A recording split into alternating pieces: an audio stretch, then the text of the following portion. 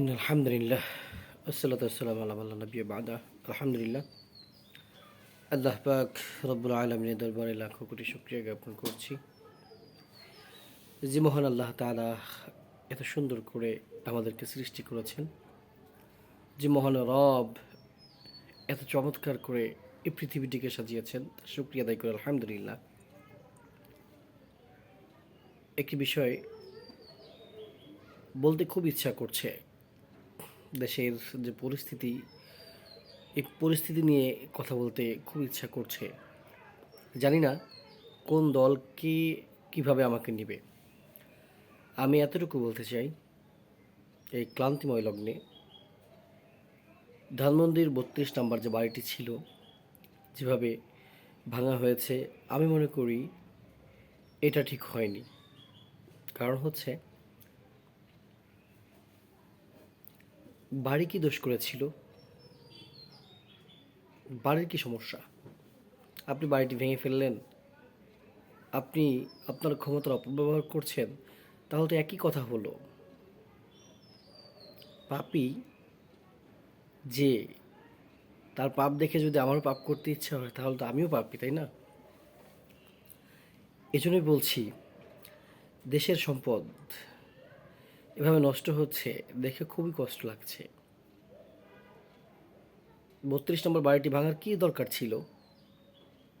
এর দ্বারা কি বোঝা যাচ্ছে? আপনি কি নিজেকে কি মনে করছেন? ছাত্র সমাজ, এই সুন্দর ছাত্র সমাজের এই নমুনা? আজ গাড়ি ভাঙচুর করবেন, বাড়ি ভাঙচুর করবেন, দেশের সম্পদ নষ্ট করবেন। তাহলে তো আমার ভাষায় কিন্তু একটি কথা বলতে খুব মনে চায়, সেটি হচ্ছে, তাহলে আগের লোকই ভালো ছিল, এমনটা মনে হয়, তাই না? যে কাজগুলি আপনারা করছেন, দেশটাকে সুস্থ সুন্দরভাবে গড়ে তোলার জন্য আমি সকলকে আহ্বান করব, ওলামা ইকরামদেরকে আপনারা ক্ষমতায় আনেন। ইনশাআল্লাহ এদেশ সুন্দর হবে, সুস্থভাবে চলবে।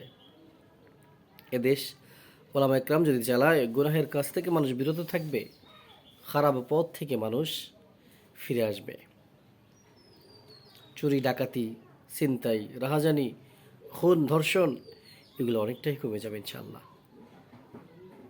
কি মনে করছেন আপনারা?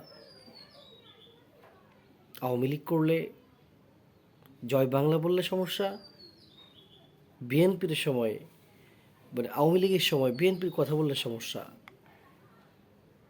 এরপরে জামাতের কথা বললে আওয়ামী লীগের সময় সমস্যা। এই সমস্যাগুলিকে আপনারা দূর করেন, অন্তর থেকে এই সমস্ত খারাপ ধারণাগুলোকে দূর করেন, ইসলামের পথে চলে আসেন। ইনশাআল্লাহ আপনার সময়, আপনার সুন্দর সময়টি সুন্দরভাবে যাবে ইনশাআল্লাহ। আর আমি ছাত্র ভাইদেরকে বলবো, আপনারা এক একজন দেশের সুনাগরিক। আপনাদের দ্বারা এমন কলঙ্কিত কাজ হবে, আমরা কিন্তু প্রত্যাশা করি না। এটা,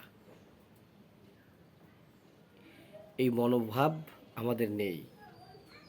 আমি চাইবো, সকল ছাত্র ভাইদেরকে বলবো, সকল ছাত্র ভাইয়েরা আপনারা সুন্দরভাবে জীবনযাপন করেন, দেশটাকে কিভাবে গড়ে তোলা যায় সেইভাবে আপনারা চলাফেরা করেন, নো প্রবলেম, ইনশাআল্লাহ সমস্যা হবে না। কিন্তু আপনারা যদি আজকে টুঙ্গিপাড়াকে কেন্দ্র করে, আওয়ামী লীগকে কেন্দ্র করে মানুষের ঘর ভাঙচুর করেন, যদি আপনারা মন্ত্রীদের ঘর ভাঙচুর করেন, আবারও তারা যখন ক্ষমতায় আসবে তখন আপনাদের ভাঙচুর করবে, তাহলে তো কী হলো? প্রতিশোধ প্রতিশোধ প্রতিশোধের আগুনে মানুষ কি সারাটি জীবন এমনভাবে জ্বলবে?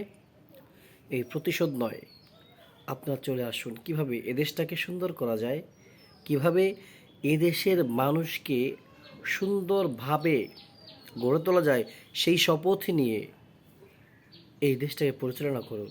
ইনশাআল্লাহ আল্লাহ চাহে তো এ দেশ উলিয়ার দেশ, উলামা একরামের দেশ, এ দেশ সুন্দরভাবে চলবে ইনশাআল্লাহ। ছাত্র ভাইয়েরা সকলে ভালো থাকবেন। আমি বসে কথা বলছি বাংলাদেশের এমন একটি জায়গা, হয়তো আমাকে বলতে পারেন আমি কার দালালি করছি না, এটা গোপালগঞ্জের টুঙ্গিপাড়া থেকে বলছি আমি। স্বপ্নছোয়া এডুকেশন কেয়ার, টুঙ্গিপাড়া, থেকে বলছি। এতটুকু বলতে চাই, এখানে কিন্তু ঘুমিয়ে আছেন আল্লামা শামসুল হক ফরিদপুরি সদস্যুর রহমাতুল্লাহ আলাই। এখানে ঘুমিয়ে আছেন জাতির জনক বঙ্গবন্ধু শেখ মুজিবুর রহমান। আমরা শেখ মুজিবের নাম বললে মনে করতে পারেন দালালি করছি, না। যে যেমন ছিল তার কথা তেমন বলেন, অপপ্রচার করার কোনো প্রয়োজন নেই। দর্শক যারা দেখছেন, ভিডিওটি শেয়ার করবেন। ছাত্র সমাজ, ছাত্র ভাইয়া যারা দেখবেন, অবশ্যই ভিডিওটি শেয়ার করবেন। নিজেরা শুধরে যান, দুনিয়াটা পাল্টে যাবে। ভালো থাকবেন। আসসালামু আলাইকুম ওয়া রাহমাতুল্লাহি ওয়া বারাকাতুহু।